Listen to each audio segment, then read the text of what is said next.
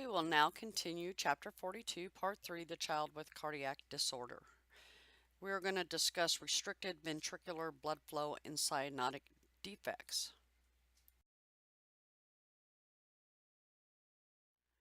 So some defects that restrict ventricular blood flow are congenital defects that restrict this blood flow from the ventricles due to stenosis of a vessel. First, we're going to talk about coarctation of the aorta, or also known as aortic stenosis. The opening of the aorta is very small, and when the left ventricle squeezes down to shoot the blood into the aorta through the aortic valve, it has to do so with greater force in order to get the blood through the smaller opening. This increases the workload of the left ventricle, which could lead to left-sided heart failure. Symptoms. The cardinal symptoms is that there is a marked difference in the blood pressure and pulses of the upper and lower extremities. Symptoms may not develop until later in childhood and may show a cardiac enlargement on a chest x-ray. So for repair, we have the closed heart surgery. Why? Well, because the structures are outside of the heart.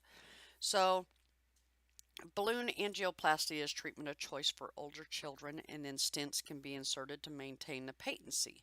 The narrowed portion of the aorta is cut out and the ends are anastomosed together.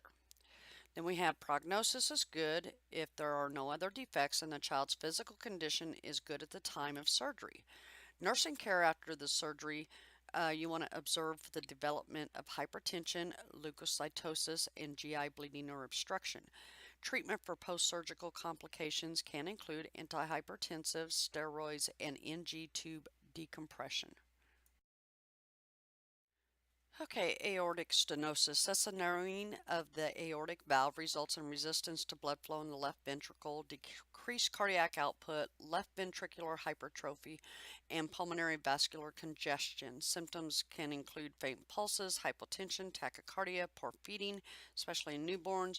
Older children show signs of exercise intolerance, chest pain, and dizziness.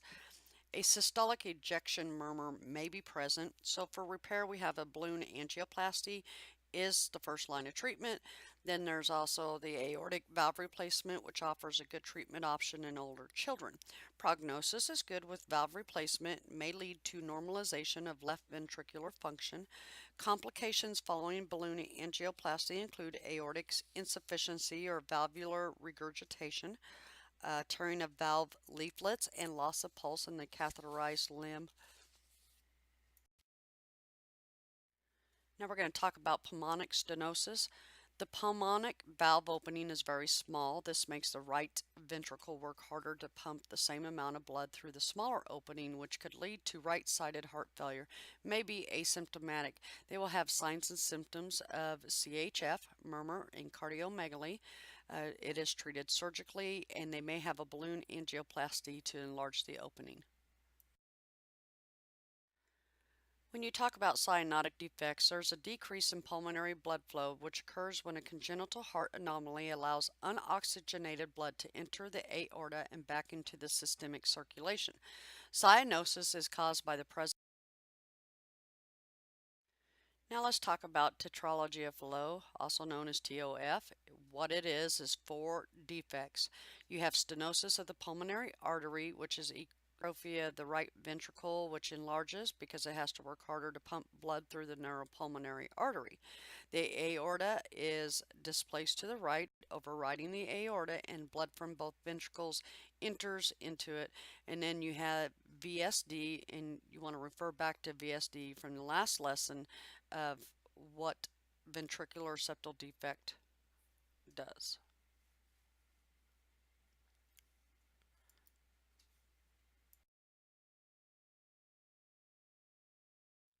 So signs and symptoms. We're going to have cyanosis that increases with age, systolic clubbing of the fingers and toes.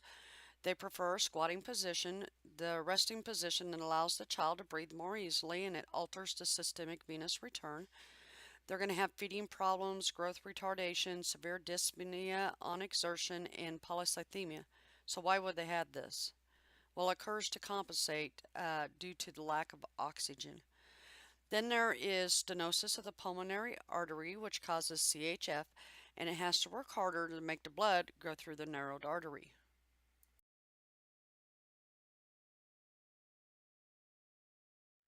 So let's talk about some hypercyanotic episodes, also known as TET spells. There's a paroxysmal hypercyanotic episode, occurs during the first 2 years, results in spontaneous cyanosis, respiratory distress, weakness, and syncope can occur, last a few minutes to a few hours. Each TET spell is followed by lethargy and sleep. Nursing implications during a TET spell, you want to place the child in a knee-chest position and also teach the parents to do this. And then recovery from a TET spell is usually fairly quick.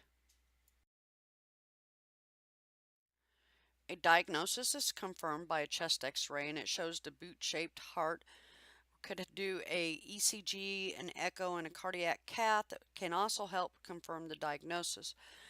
For complications, you can run into cerebral thrombosis, iron deficiency anemia, and bacterial endocarditis. Treatment, the goal of treatment is to increase pulmonary blood flow to decrease hypoxia. The preferred procedure is the blalotoxic shunt operation, which provides blood flow to the pulmonary arteries from the left or right subclavian artery via a tube graft. You want to look at table 42-2 on page 1338. And then we have the complete repair. It's an elective repair. It's usually done in the first year of life. And indications for complete repair include increasing cyanosis and development of TET spells. So post-op care will include for you to observe the child for signs and symptoms of CHF and irregular rhythm. Prognosis is with improved surgical techniques, there's a lower incidence of dysrhythmias and sudden death. However, heart failure may occur post-op. Mortality rate after surgery is less than 3%. Let's talk about tricuspid atresia. Tricuspid valve fails to develop and then blood flows through an ASD or a patent foramen oval to the left side of the heart through a VSD to the right ventricle and out to the lungs. There's a complete mixing of unoxygenated and oxygenated blood in the left side of the heart resulting in desaturation. Pulmonary blood flow is usually decreased. Symptoms include cyanosis. It's usually seen in the neonate. They may have tachycardia and dyspnea. Older children will have signs of chronic hypoxemia. A continuous infusion of prostaglandin E1 is started at 0.01 micrograms per kilogram per minute until surgical intervention can be arranged. This will maintain the patency of the PDA. Surgery, I want you to look at box 42-3 of your textbook. And then prognosis, surgical mortality is less than 5%. The rate increases with more complex anatomical issues and other risk factors. This concludes part 3 of chapter 42, cardiac dysfunctions.